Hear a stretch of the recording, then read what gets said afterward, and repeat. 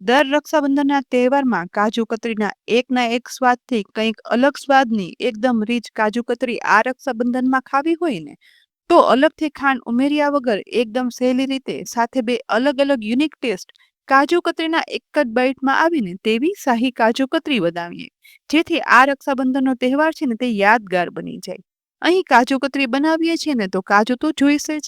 મેં 1 કપ કાજુને 3 કલાક માટે નોર્મલ પાણીમાં પલાળી રાખ્યા હતા, જે પલળીને સાઈઝમાં આવા મોટા અને સાથે સાથે સોફ્ટ પણ થઈ ગયા છે. તો આ કાજુમાંથી બધું પાણી નિતારી અને મિક્સરના ગ્રાઇન્ડિંગ જારમાં કાજુને ઉમેરી દેવાના. એ પછી બસ આ કાજુ પીસી અને પેસ્ટ બની જાય ને એટલું એટલે કે 1/8 કપ જેટલું પાણી ઉમેરવાનું છે. જુઓ, પીસ્યા પછી એકદમ કલરમાં સફેદ ઉજળું અને એકદમ સ્મૂથ પેસ્ટ બની અને તૈયાર થઈ ગઈ છે. હવે એક જાડા તળિયાવાળી કઢાઈને ગેસની મીડિયમ ફ્લેમ પર રાખી દેવાની. તેમાં 1 ટેબલસ્પૂન જેટલું ચોખ્ખું ઘી ઉમેરી ગરમ કરશું, જેથી કાજુ કતરીનું મિશ્રણ મિક્સ કરવામાં તે કઢાઈમાં જરા પણ ચીપકે નહીં. ગરમ થતા ઘીમાં સાથે કાજુની પેસ્ટ છે ને તે બધી ઉમેરી દેવાની અને ગેસની ફ્લેમ લો રાખીને સતત મિક્સ કરતા જઈ ઘીમાં આ કાજુની પેસ્ટને મિક્સ કરી અને થીક કરવાની અને પકવવાની છે. અને ક્યાં સુધી ચલાવવાનું તે ખાસ જોજો, જેથી આપણી કાજુ કતરી છે ને તે એકદમ પરફેક્ટ બને. સરસ મિક્સ કરતા લગભગ 2 જ મિનિટ પછી આ મિશ્રણ છે ને તે ઘટ થવા લાગે છે, પણ હજુ કાજુ કતરી બની શકે તેવું આ ઘટ મિશ્રણ નથી થયું. એટલે આ જ રીતે સતત વધારે 2 થી 2.5 મિનિટ મિક્સ કરવાનું છે. ફક્ત ધ્યાન એ જ રાખવાનું કે આ મિશ્રણ છે ને તે કઢાઈમાં ચીપકવું ના જોઈએ અને તેનો કલર છે ને તે આવો સફેદ ઉજળો રહેવો જોઈએ. બસ વધારે 2.5 મિનિટ પછી કાજુની આ પેસ્ટનું મિશ્રણ ઘાટું થઈ કઢાઈ છોડી રહ્યું છે. સાથે સાથે લુવા જેવું બની અને તૈયાર થઈ જશે. કાજુ કતરીનું મિશ્રણ છે ને તે પરફેક્ટ તૈયાર થઈ ગયું છે. હજી આપણે ગળાશ માટે ખાંડ તો નથી ઉમેરી, તો આજે આ કાજુ કતરી બનાવવા માટે આપણે ખાંડના બદલે ઉમેરશું કન્ડેન્સ મિલ્ક.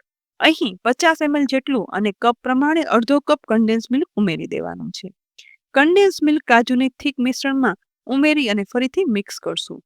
અત્યારે આ મિશ્રણ ફરીથી પતલું થઈ જશે, તો વધારે 2 મિનિટ સુધી ગેસની લો ફ્લેમ પર બધું મિક્સ કરવાનું છે, જેથી આ મિશ્રણ ફરીથી થીક તૈયાર થઈ જશે. અહીં કોઈ ટેસ્ટ કરવાની જરૂર નથી કે કેવું થીક મિશ્રણ બનાવવાનું.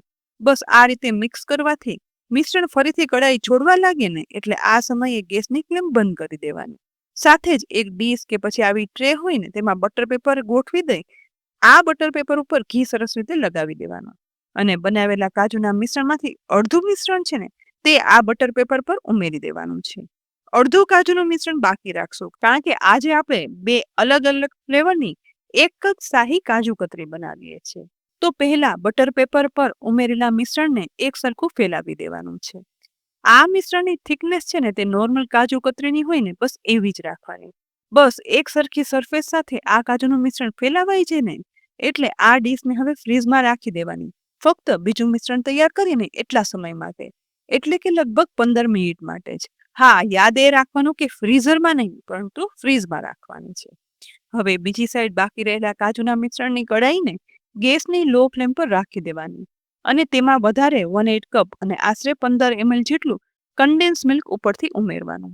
તેની સાથે જ અડધો કપ કોપરાનું ઝીણું ખમણ હોય ને તે ઉમેરવાનું છે અને ગુલાબના શરબતનું સિરપ હવે આપણે સાથે ઉમેરશું અને એ પણ જે પ્રમાણે કલર અને ફ્લેવર પસંદ હોય ને એ રીતે ઉમેરવાનું. અહીં લગભગ 4 ટેબલસ્પૂન જેવું મેં આ ગુલાબના શરબતનું સિરપ ઉમેર્યું છે. ફરીથી બધું મિક્સ કરતો જોવાનું. ગેસની લો ફ્લેમ પર મિશ્રણ ધીમા તાપે મિક્સ થઈ અને બળ્યા વગર થોડું થીક થઈ જશે અને આ સમયે જો રોઝ સિરપની ફ્લેવર કે કલર મને થોડા ઓછા લાગતા હતા ને એટલે મેં 2 ટીસ્પૂન જેટલું વધારે ઉમેર્યું. પણ અહીં રોઝ સિરપના બદલે પસંદ હોય તો pineapple syrup, mango syrup, strawberry syrup કે પછી બ્લ્યુબેરી સિરપ, જે પણ ફ્લેવરની શાહી કાજુ કતરી બનાવી હોય ને તે સિરપ ઉમેરી શકાય અને શાહી કાજુ કતરી આ જ રીતે બનાવી શકાય. અહીં જરા એવું મિક્સ કરતા બધું એકદમ સરસ મિક્સ થઈ આ કાજુ, કોકોનટ, કન્ડેન્સ મિલ્કનું મિશ્રણ છે ને તે હવે ઘાટું થઈ ગયું છે. તો આ કઢાઈને ગેસ પરથી નીચે ઉતારી લેવાની. બીજી તરફ ફ્રીઝમાં રાખેલી કાજુની મિશ્રણવાળી ટ્રે હતી ને તે મેં બહાર કાઢી લીધી છે. સહેજ આ મિશ્રણ છે ને તે ઠંડુ થઈ અને થીક થઈ ગયું છે. તો આ સમયે કાજુ કોકોનટનું આ મિશ્રણ છે ને જે રોઝ ફ્લેવરનું છે તે કાજુના મિશ્રણ ઉપર ઉમેરી દેવાનું છે અને એ પછી તવેથા પર ઘી લગાવી આ ઉપર ઉમેરેલા ગુલાબી મિશ્રણને પણ કાજુના મિશ્રણ પર એક સરખું ફેલાવી દેવાનું. અહીં તવેથાથી આ મિશ્રણ ચીપકતું લાગે ને તો હાથનો ઉપયોગ કરવાનો અને હાથમાં સહેજ ઘી લગાવી આ રીતે સરસ ફેલાવી દેવાનું, જેથી બે એક સરખી થિકનેસના લેયર તૈયાર થઈ જશે. બસ બંને એક સરખા લેયર ફેલાવાઈ જાય ને એટલે આ સમયે સિલ્વર ફોઇલ ઉપરથી ગાર્નિશિંગ માટે તો ફેલાવી જ દેવાનો, કારણ કે તેના વગર તો કાજુ કતરી અધૂરી લાગે. અને એ પછી આ સમયે ચપ્પુ પર ઘી લગાવી કાજુ કતરીના જે સાઈઝના પીસ બનાવવા હોય ને તે કટ લગાવતા જવાના, જેથી ફ્રીઝમાં ઠંડી થયા પછી શાહી કાજુ કતરીના એકદમ સરસ પીસ તૈયાર થાય. કટ પાડ્યા પછી બનેલી શાહી કાજુ કતરીને માત્ર 30 મિનિટ માટે ફ્રીઝમાં રાખી દેવાની. અને એ પછી બનેલી એકદમ સરસ શાહી કાજુ કતરીના પીસ આ રીતે ઇઝીલી અલગ કરી લેવાના છે, અને તે પણ સહેલાઈથી થઈ જશે.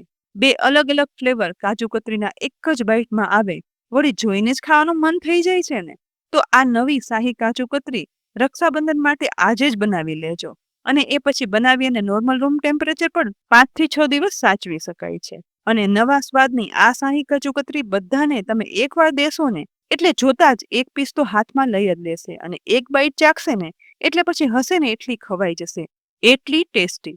તો દર વખત રક્ષાબંધનમાં નોર્મલ કાજુ કતરી તો બનાવતા જ હોઈએ, આ વખતે શાહી કાજુ કતરી આ રેસીપી જોઈ અને જરૂરથી બનાવજો.